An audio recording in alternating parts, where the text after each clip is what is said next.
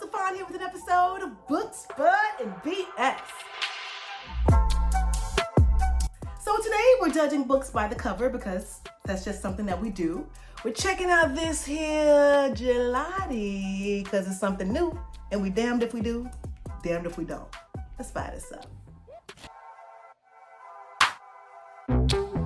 So, judging books by the cover is a thing.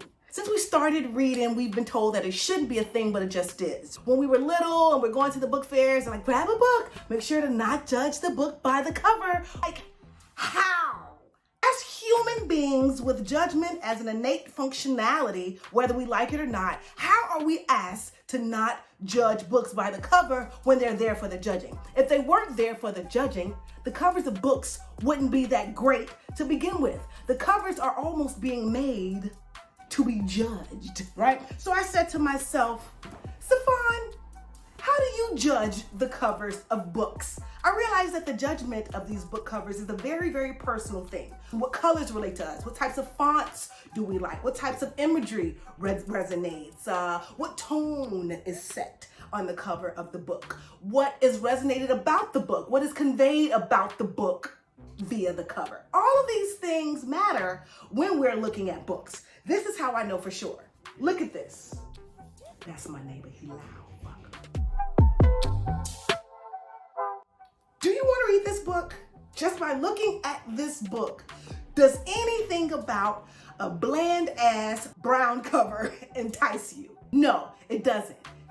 That's why they put art on here, so that you can be enticed because you are passing judgment at this flat brown. It's a beautiful color, but you don't want to, nothing about this makes you want to read this book. And you should want to read this book because it's Tony. It's Mrs. Morrison herself and it's home, but you won't read it because there's nothing there. I haven't read it either.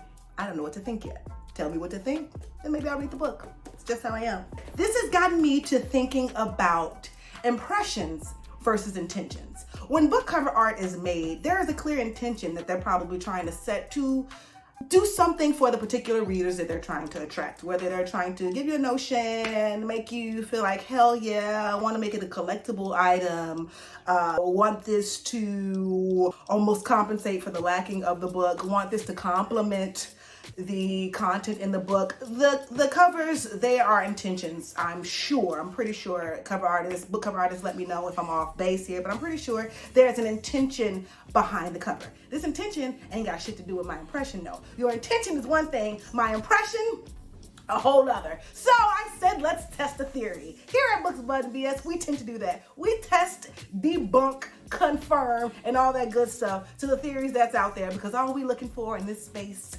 is truth. So this is my truth. Books and their covers. Here we go. So I have a pack of books that I found to just be beautiful. First impressions of these covers were that the books are just beautiful. Let's take the mothers. I got this book and I looked at it, and the first thing I noticed was that the colors, the font, the simplicity was something that Fawn gets with. I just noticed today, this very day, that there's an image of a woman in this book cover. Can you see this lady's profile? I had not seen this lady's profile, and it didn't matter to me because these colors were soothing, the font was bold, and apparently this is something I needed to read at the time when I read The Mothers. The fact that I had to flip the flap open to remind me what The Mothers was about is its own thing. But the cover, the book cover, it keeps me, it grabs me, and it kept me long enough. Euphoria. This book has been one of my favorites. I'm not sure if I talked much about Euphoria here yet, but I will probably. This book is an anthropological, if that's a word, study on humans and the way we do things and how we do things. And it gave me a lot more than this cover had to offer. This cover gave me beauty. It gave me, oh, there's a lot going on. There might be a little chaos. There might be a lot of room left for interpretation. There might be a little happiness and joy because it's called Euphoria. There was a little bit of that, but not that much. There might be some confusion. There might be mixed impressions, mixed opinions. That's what I got from Euphoria. All of that lied within these pages, but the cover doesn't necessarily complement the tone of the words in the book, if that makes any sense. The Light of the World, Elizabeth Gilbert. This was another one that beauty was the thing that beheld me about this cover. If we notice anything about the colors on these covers, they're blues, they're reds, they're peaches. These colors obviously do something to Saffron because these are some of my favorite book covers that I have right now. Speaking of a favorite book cover, I just got a book a couple of weeks ago, and this has been one of the covers that has kind of topped all of the covers of the books that I have so far, and that's Untamed. Glennon, you did this. This cover is gorgeous. If you haven't read Untamed yet, don't worry. We're currently reading this over at the Books, Blood, and BS book club over on Facebook. So grab a copy, jump on over there, and join in. The first thing you'll notice when you grab your copy is the gorge of this book. The golds, the blues, the reds, the pinks. I love it. I love it for beauty alone. Do I think that it's telling anything about the story? Not necessarily. Nothing that I noticed. I wonder what the intention was in creating this. Did you want it to just be a beautiful swirl? Is that something to convey what her insides are like? Doyle, why did you choose this cover? What's this all about? Tell us. Is it just want to be pretty? Did you just want to make it art? Because that's valid too. You just wanted to make it pretty and you wanted us to have something beautiful to stack on our shelves? Thanks. So that's the beauty of book covers. Then there are book covers that tell you exactly what the book is about right when you see what the cover is giving. I love those. Let me know how I'm gonna feel, what I'm gonna think, what the plot is right here on the cover, and then I decide if I want to dig a little deeper. I have a few of those too. Obvious. If this isn't the most obvious cover you've ever seen in your life, it's the Book of Unknown Americans by Christina Henriquez. I ain't really got to go into what this book is about because you know. It's an unknown American. This is someone who's obviously probably someone who's an immigrant, undocumented, by a Spanish writer. There's a context clue there. The person's back is turned. It's an unknown person, unknown American. I mean, could this be any more on the nose? This is how you lose her. Coolest cover, definitely telling me there's a puzzle piece. Looks like there's Lego, the puzzle piece, putting the heart together. The heart is falling apart. This is how you lose her. Obvious. Thanks for that. Thanks for the tips. I should have known by the look of And the Mountains Echoed that my heart would ache and break. It's gloomy. It's sad. There's distance between this little girl, what appears to be a brother, and there's an adult in front of them, and no one seems to know that she's back there. My heart is broken before I crack a page. My heart shattered when I turned the last one. Love obvious covers. They give you what you need. There are those covers that deceive you. Not sure what the intention is. Think the intention in these kinds of covers is to entice you because maybe they know the book isn't all that great. So they make the cover art all this enticing, all the more enticing to draw you in and hope that you stay. And if you don't, who cares? The numbers are in, you bought the book, it's on the bestseller list, so it doesn't really quite matter anyway. So I do think that's the intention behind some of these book covers. They read the book, they know the content isn't exactly what they thought it would be. They overpromised. They told you that the next best book would be, the next book from this author would be the greatest. You kind of bought into that narrative. With the book artists to extra work, they made the cover art all the more better than the book because something had to give to meet the hype. I feel like that about Boy Snowbird. Please spare me. I know I am stepping hard on toes with this one, but it's true. This is the most gorgeous, unfulfilling book I've read in quite some time. My expectation for what was to come from this art right here, what I received from this art about right here. This book single-handedly made me question the intentions of covers moving forward. I haven't read a book by you since I saw another beautiful cover and I wasn't willing to be deceived in that way again. Spare me, please. There's another one, Gut Shot. This was a collection that I heard quite a bit about. I read this with my book club. It's by Amelia Gray. This cover right here is drama. You see that? You showing her insides. This seems like someone who's exposed and vulnerable, has nothing left to give. You literally taken all that she's had, and now you're digging for what's not even available, and she's willing to give you that too. It's all out there, exposed, gut shot. I got through about 50 pages of this book. I should have took a picture of this and hung that up in my phone instead of buying this book and putting it on my wall, because you don't quite deserve to be there. Then there are those that let me know how much I love simplicity, right?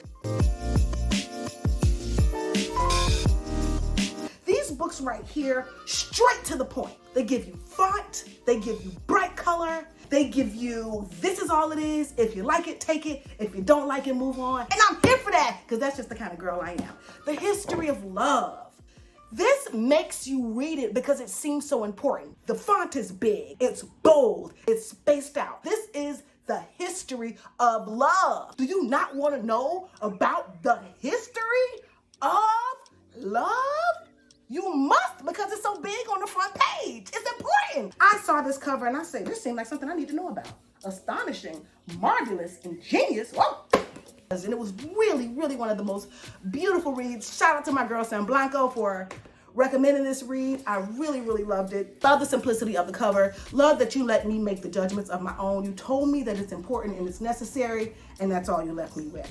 If you know anything about me, you know Nora Ephron. Whew. This lady, this woman, one of my favorite.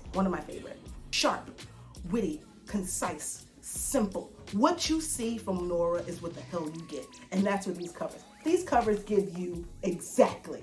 Hey, in fact, I want to say I bought all 3 of these, maybe at once, maybe 2 one time and 1 the other, because these covers were so bold and simple, and what you see is what you get. Like, hey, I remember nothing. There's a Post-it. You want to read me? Cool. I feel bad about my neck. There's a cream. This whole thing is going to be about me feeling bad about my neck. You want me to read me? Cool. Heartburn. There's food. You get heartburn from food. This is about food and heartburn. You want to read me? Cool. Yes, Nora, I want to read everything you've given. Thank you for telling me what your books are about right there on the cover. Then there's this last group that there are intentions to coincide with your impressions of book covers. Very recently, I've noticed something very similar about my Black books. I won't tell you what I've noticed, I'll just show you. You tell me what you notice.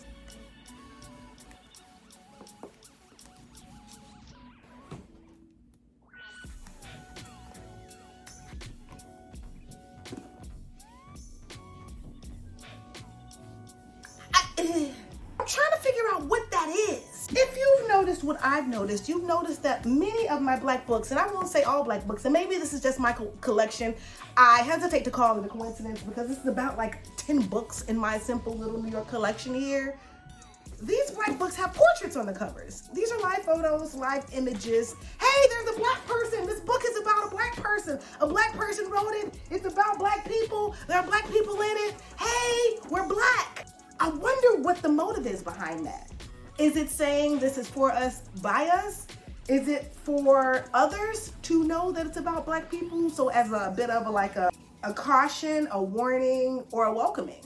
I wonder what the intention is for there to be live photos, more like portrait images, and artwork on many of my Black book covers. In terms of this, I totally have more questions than answers, but it's certainly something that I noticed. Have you noticed anything about Black books and the fact that we generally put images on our covers? Do these images resonate with us more? Do we like to see ourselves in this way, and that more invites us to read? I picked up most of these books because I could not. I never noticed the covers and picking up these Black books, but I do now. It's such a glaring thing to notice. There's something else that I noticed, the last thing that I noticed about books, and that's about my 2 favorite. These are 2 of my favorite books in my collection right now, and there's something so similar about these covers that I find this to be non-coincidental either, but maybe it is. The 2 of my books that I find to be very similar, even though they're so different in the covers, are Ruby by Cynthia Bond and Homegoing by Yagi Yasi. Please disregard this. This book has been through a lot with me. There is something very The colors are there. We have the reds, we have the blacks, we have the birds here, we have something like Spidey here. It's very simple, abstract. They give me the same vein. And the fact that both of these books are such powerhouses makes me want to know if I should lean into more covers like this, because the insides of these reflect the dope ass outside. So there it is, y'all. I've been judging books by the cover for a long time. Never realized there were such common threads in the books that I judge and how I receive them and what I like them. What do you think? Do you judge books by the cover? If so, what are your judgments usually like? What kind of colors do you go for? What kind of fonts, tones, images? Do you like portraits? Are you more into abstract images? Do you rather no images at all? Do you like the plain browns? What you like? Tell me, drop down in the comments. Let me know if you judge books by the covers, because I do, and I hope I'm not just the only one. Now, we've gotten our first impression of books. Now let's talk about our first impression of the book. Smoking, dookie, smoking, dookie. Baby.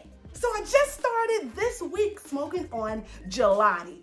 My boo said, you know what, you need to switch it up. You need to try some Gelatti. So I said, okay, boo, that's what I'm gonna do. And I've been doing it, and I've been doing it for you. So I've started smoking Gelatti as, again, a treat at the end of my day. And it's the perfect hybrid for me. I think it's great for what you want it to be great for. Now, seeing as how it's kind of like a clean hybrid, that means it's about 50% indica, which is a little more subdued, relaxed, internal, introspective, kind of lessens your anxiety, can increase your appetite, can help you rest better, and all those good things. It also has the sativa, which is a little more energetic and upbeat and uplifting, can be cerebral also, but in the best of ways. You can kind of get your little to-do list going and work, and check, and all those things. This is about a 50-50 hybrid blend. So this bud will do what you want it to do for you. I smoked it all this week, and I'm up dancing.